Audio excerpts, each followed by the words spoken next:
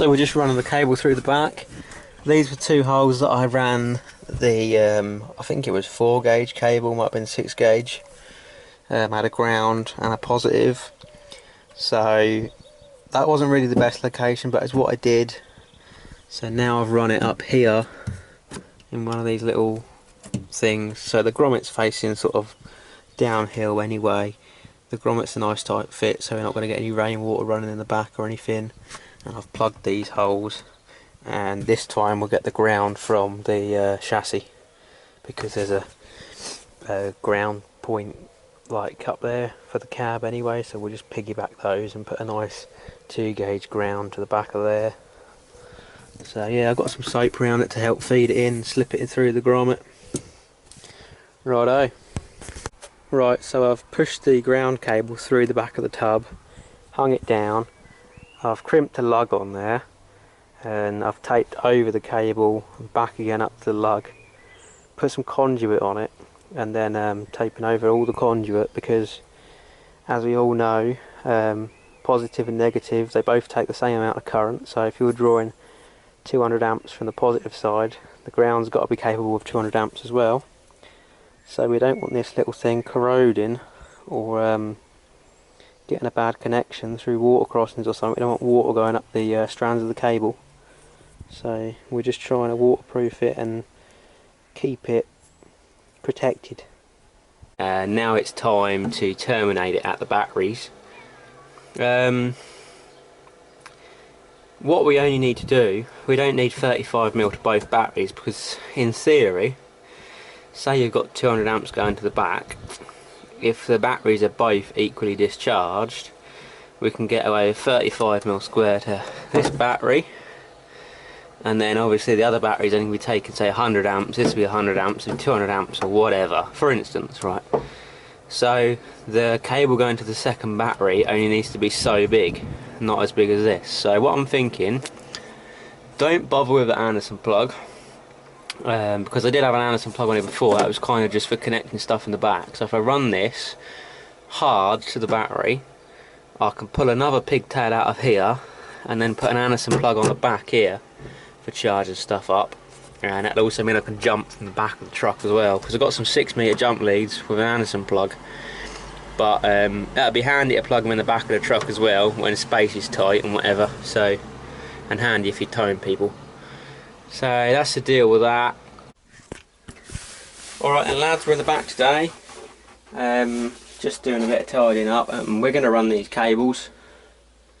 And before I started working the back, I thought I'll have a quick tidy up, so I've picked out the bits out the back of the truck, and there's some little bits there and what have you. But I've actually took the dust buster on the back and hoovered up all the mud, so that I'm not working in a complete shithole. What we're going to do today, we're going to conduit these up, loom tape them, run them around the edge of the tub.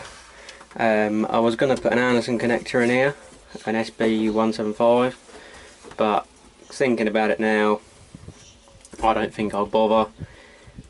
In the next, I don't know, next year, 9 months, 12 months, something like that, hopefully the end of the summer. I don't know what's going on this year, it's all bollocks. But the idea is to make a tray for this.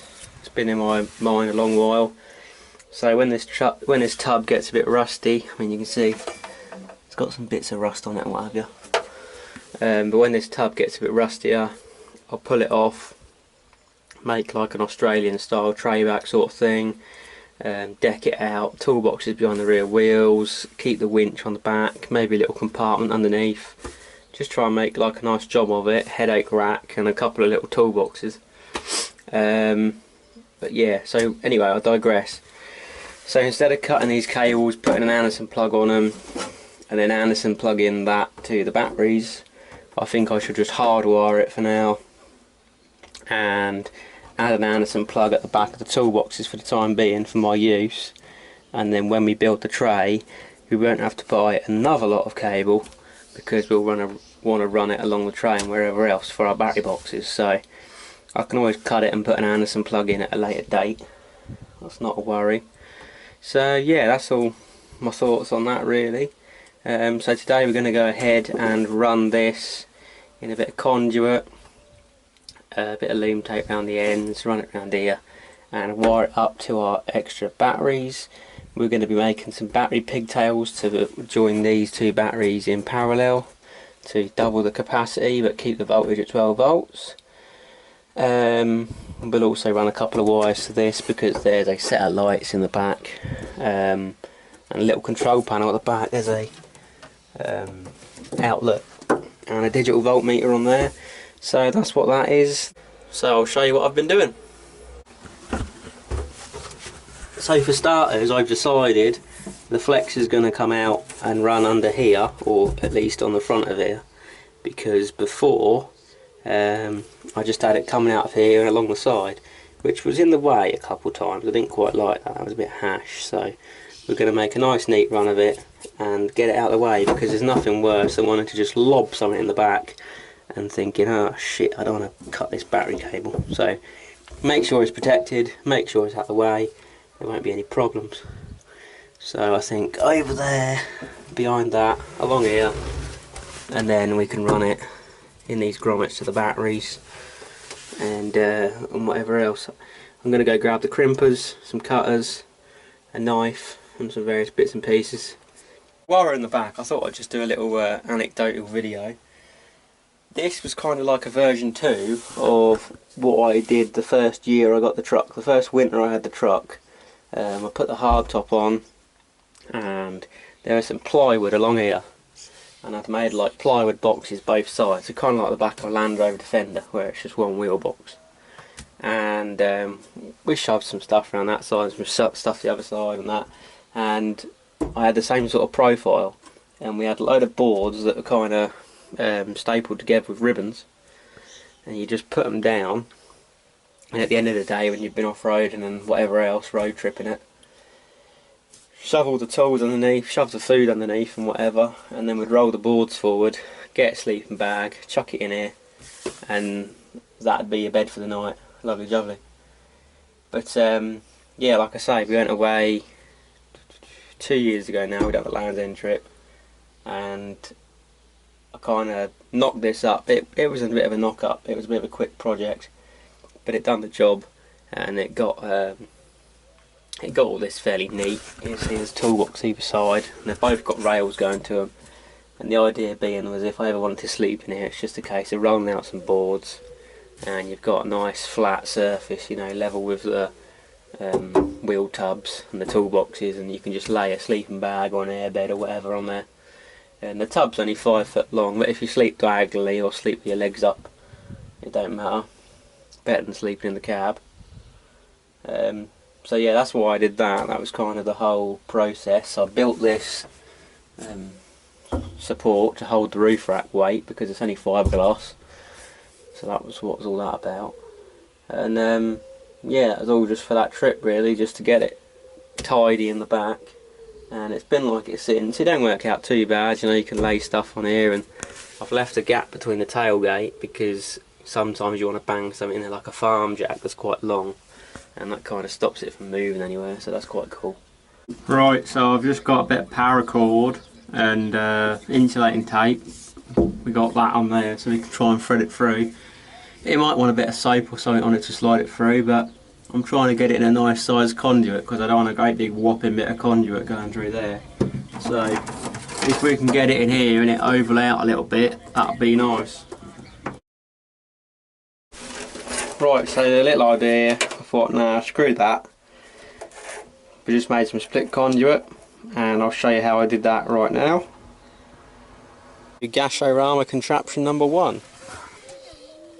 We got a bit of wood, banged a cone cutter through it so our conduit flows through it quite easily. Hacksawed a slot, put a Stanley knife blade in there hanging down, slot in another bit of wood and screwed it to it to try and clamp the blade, and then we're going to pull our conduit through that hole and hopefully make some split conduit. Give it like an inch to start off with a Stanley knife, and then you thread it through, and then you get it against you, pull away from it, and then all the way along here we got split conduit. It literally took about 5 seconds. That's what I did. We got this split conduit now, and I'm just going to wrap it around here, and we're going to put some insulating tape to keep it together. wrap the conduit round, like tack it in position if you like, and then we're going to go around it with some fabric tape. Hey! So we've got the conduit on the black wire. I forgot to turn the camera on, but here you go. Putting the red wire in with it, and then we'll start tidying things up.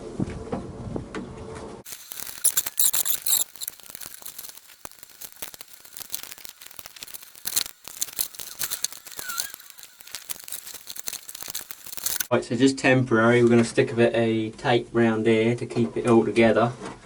Just while we're mucking around, we'll check the route and then we'll pull it out and tape it properly. So, a little bit of tape around both of these.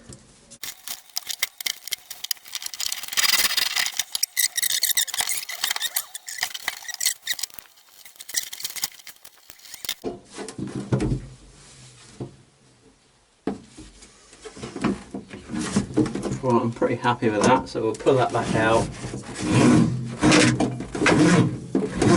And we'll do a nice little tape job.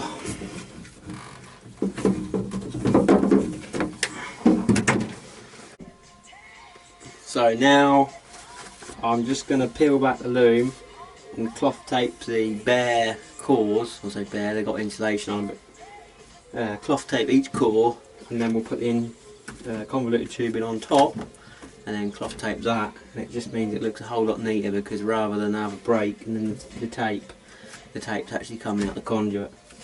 So it's all in the detail. This cloth tape's slightly different to the last lot we were using. It's more like fabric rather than like cloth reinforced tape, so it's a lot more fluffy.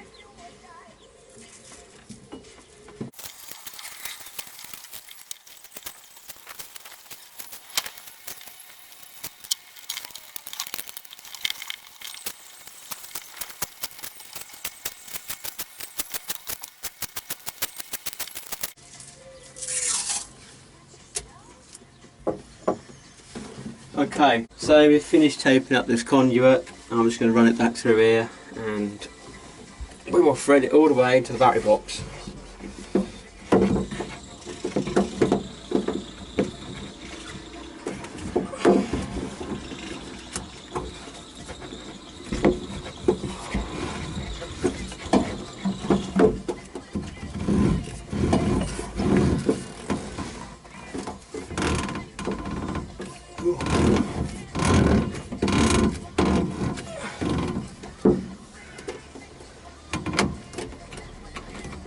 Alright,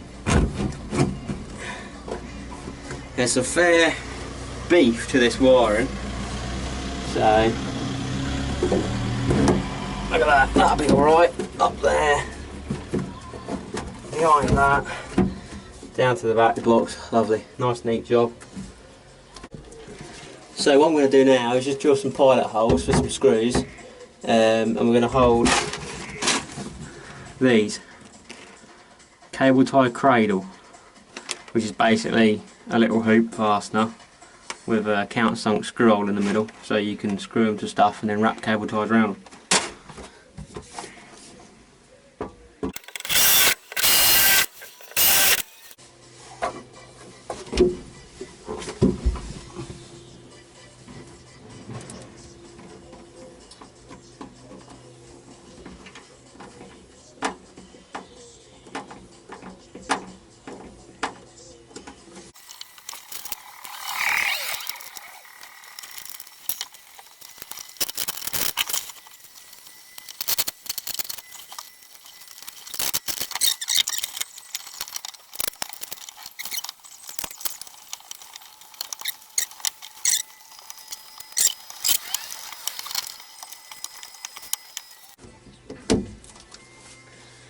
Another quick tip, you obviously see I haven't been using side cutters much this whole project.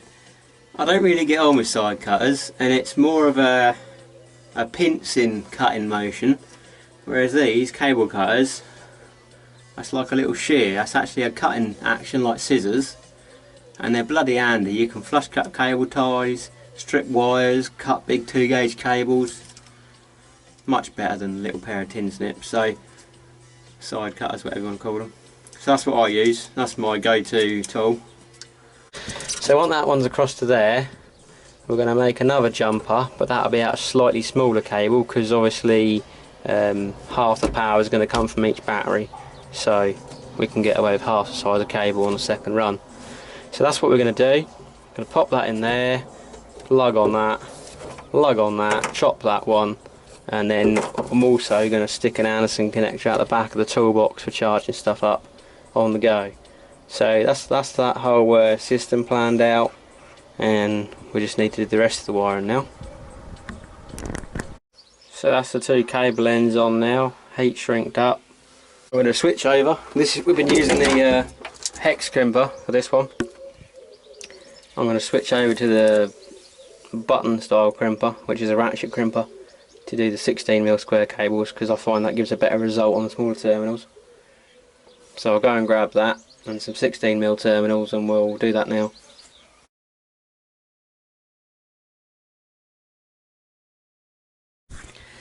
So I was getting a bit cramped up in the back of the pickup truck, but basically I figured out if I was using the 16mm terminals, I only had 4 of them, I didn't have enough to re-terminate the end of the Anderson plug, because they were 16-10s, and the Anderson plug at the time, well at the moment, has 16-8s, which won't favour the battery terminals. So in order to re-terminate that, it means I wouldn't have enough of the jumpers, so I'm going ahead and making the jumpers out of 25mm square cable. It's still enough, because obviously each battery is only draining half the amount of total. But yeah, that's what we're doing at the moment. I've just made the positive jumper. I'm going to put a bit of heat shrink on here, and then I've got the negative to do. So we've got the 2 pigtails made. So a quick note for anyone who is doing wiring and stuff on the car and just getting into it. You'll probably notice on the higher size cables, like anything above 8 gauge, you might come across something called CCA, and you want to avoid that like the plague, because what that is copper clad aluminium. So that's the equivalent of like buying braided lines, but they're only good for 10 psi.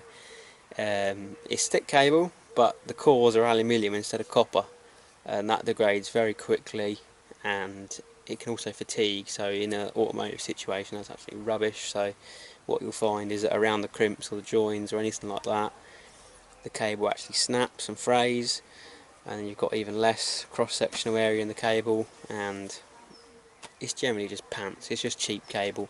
It's about half the price of the copper stuff. So, you know, don't bother. You'll only end up buying it again, so that'll cost you twice as much in the end. I got caught out once. I bought a big set of jump leads. It was supposed to be 400 amps, and they were listed as something like, 4.5 metre blah blah jump leads, crocodile clips, 400 amp CCA. So I thought, okay, they've listed that as 400 cold cranking amps for some reason, and this was back in the day. And they arrived, and it was fairly thick cable, but when I cut them open to put an Anderson plug on them, it was all insulation. The insulation was probably 13mm diameter, and the copper, but they weren't copper, they're copper clad aluminium. The copper clad aluminium core was maybe 6-7mm diameter, so it's nothing really. And they didn't last too long. They're pants. You've got high resistance in all the joins because it's aluminium, and it's fatiguing away and fraying. So that's what led me on to building my own. So if any of you guys have got crimpers and you're getting into it, buy yourself some 35 or 50mm square cable. Get yourself some of these, like 50-8s or 50-10s, depending what crocodile clips you're using. Again, crocodile clips, get some welding clamps. You can get them for 3 or 4 quid, and it's nice and hefty. It's meant to take a few hundred amps because it's for a welder.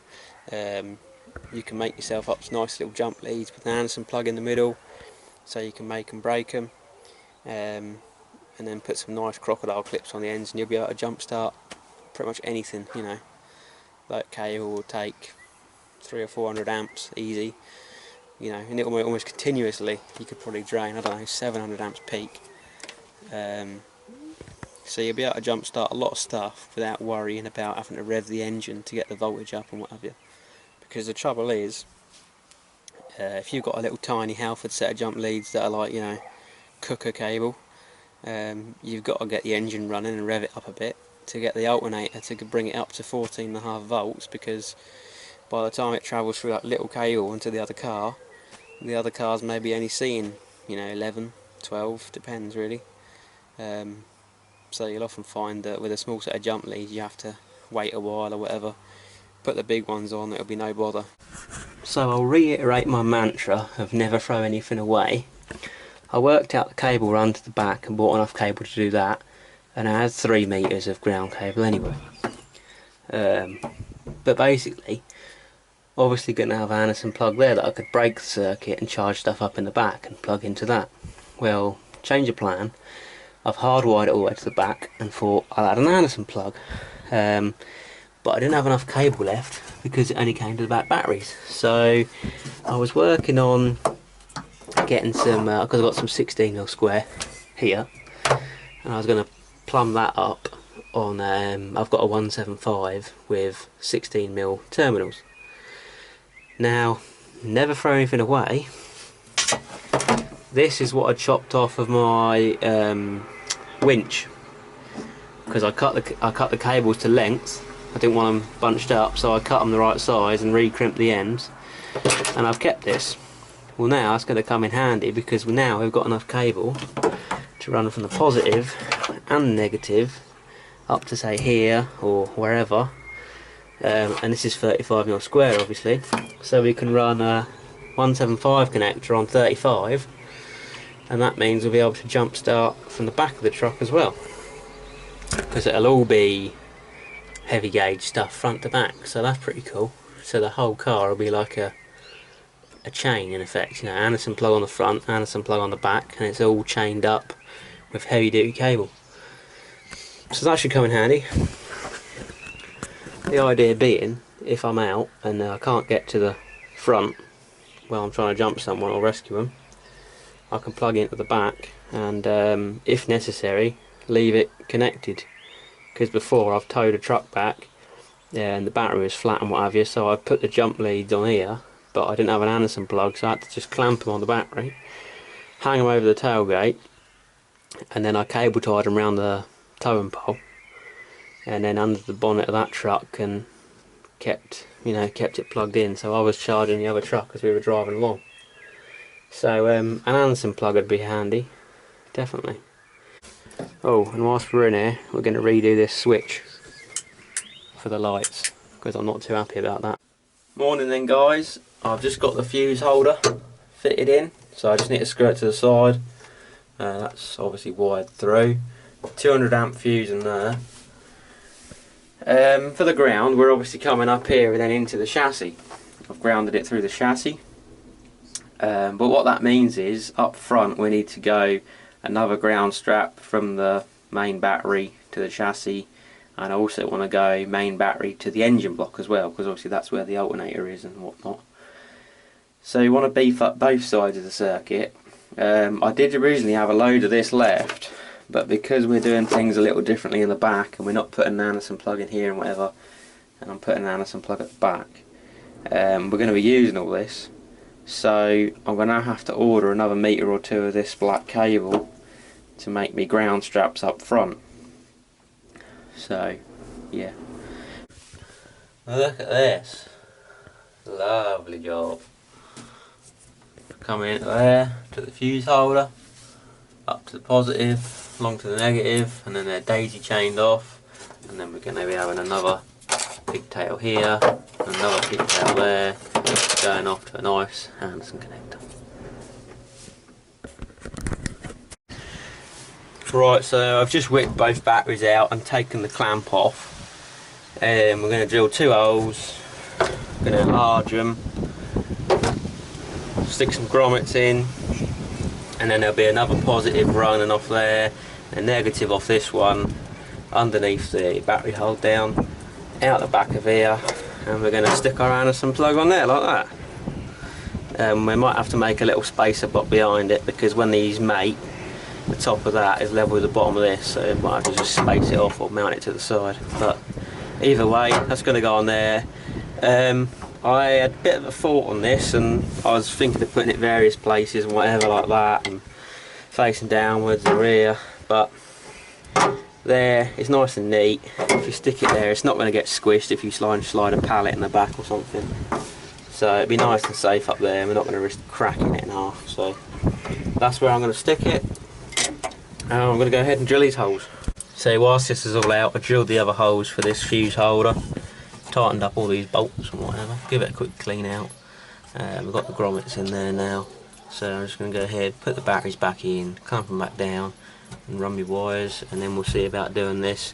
I should just chuck some self-tappers in for now, and then eventually I'll put some riv nuts in the holes and do it properly. But like I say, I'm not too bothered about this tub because in a bit, you know, it'll be taken off and dealt with. Okay, so battery's back in. This cable run is decided for this one.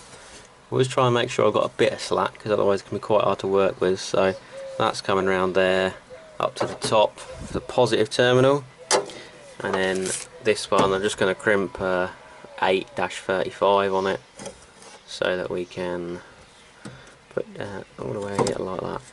Okay, that's both cables run up to there like that. Then we just need to get our terminals and crimp them. As you can see, you do have to strip these quite a lot, about 25mm. Slide them right over. Okay, so I went and grabbed a blowtorch. I heat shrunk the ends. Now we're going to pop them in the Anderson plug, drill the holes, do that. Right, so like I say, I will put riv nuts in at a later date, but for now there's some of your finest number 8s in there. So the idea is that's nice and sturdy, so you can get our jump leads, bang them in the end of there, drape them over the tailgate, and work on whatever we're working on. That should be all good. I've not fused it. Now, I probably should, but it's such a short length of cable, and if I'm going to be jumping off of it, then, you know, I don't know how fucking big you make the fuse for that. I mean, the cable's probably rated for like 200 or 300 amps, but if you're jumping something, you might get a surge bigger than that. But the cable's alright for a couple of seconds, isn't it? It's just whether the fuse blows. So I don't know. But anyway, that's how I've done it. Obviously the rest of it's all fused and pucker, but the Anderson plugs aren't. So the best thing about this is if you're gonna want to run a big thing overnight or something or whatever, you'll be able to just pop it straight in here, and then when the engine's off, that'll be on auxiliary power still. So what I might do is make one of these up and put a load of banana plugs on it for my radio controlled car charger, and then we can leave this in the back of the field chooching away all day, charging up 3 or 4 batteries at a time, and that'd be quite good. So yeah, going to be handy to have you know, access to both sides of the power, definitely. So the last piece of the link, we just put this little pigtail on here and join this up, because obviously I've been working on it, so I didn't want it to be live whilst I was doing all the connections, so I've just added that in. So now we just got to fix this fuse box on. What do you reckon? Full send with a self tapper through the battery? Nah, let's not do that.